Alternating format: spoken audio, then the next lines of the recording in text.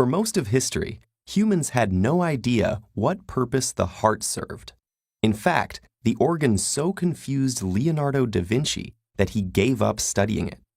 Although everyone could feel their own heart beating, it wasn't always clear what each thump was achieving.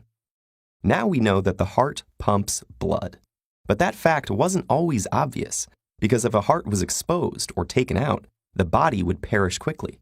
It's also impossible to see through the blood vessels. And even if that were possible, the blood itself is opaque, making it difficult to see the heart valves working.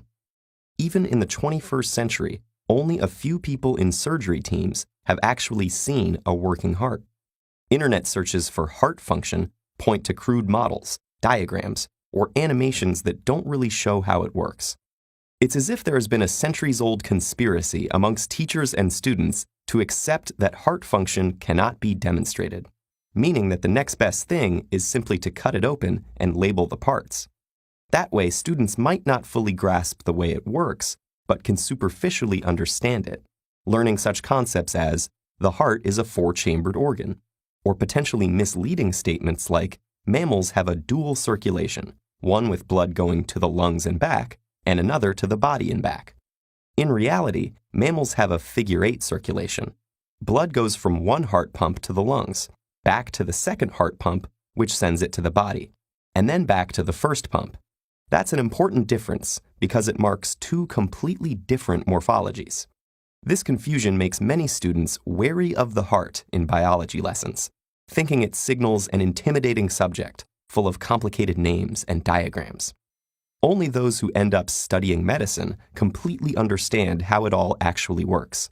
That's when its functions become apparent, as medics get to observe the motion of the heart's valves. So let's imagine you're a medic for a day.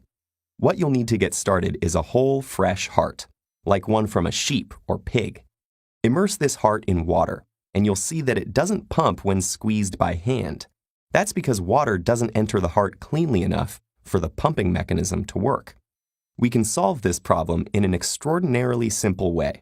Simply identify the two atria and cut them off, trimming them down to the tops of the ventricles. This makes the heart look less complicated, because the atria have several incoming veins attached, so without them there, the only vessels remaining are the two major heart arteries, the aorta and pulmonary artery, which rise like white columns from between the ventricles. It looks, and really is, very simple. If you run water into the right ventricle from a tap, the left also works, but less spectacularly, you'll see that the ventricular valve tries to close against the incoming stream, and the ventricle inflates with water. Squeeze the ventricle, and a stream of water squirts out of the pulmonary artery. The ventricular valves, called the tricuspid in the right ventricle and the mitral in the left, can be seen through the clear water opening and closing like parachutes as the ventricle is rhythmically squeezed. This flow of water mimics the flow of blood in life. The valves are completely efficient. You'll notice they don't leak at all when the ventricles are squeezed.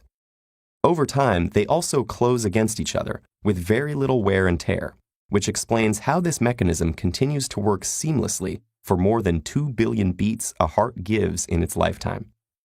Now, anyone studying the heart can hold one in their hands, make it pump for real, and watch the action unfold. So place your hand above your own and feel its rhythmic beat. Understanding how this dependable inner pump works gives new resonance to the feeling you get when you run a race, drink too much caffeine, or catch the eye of the one you love.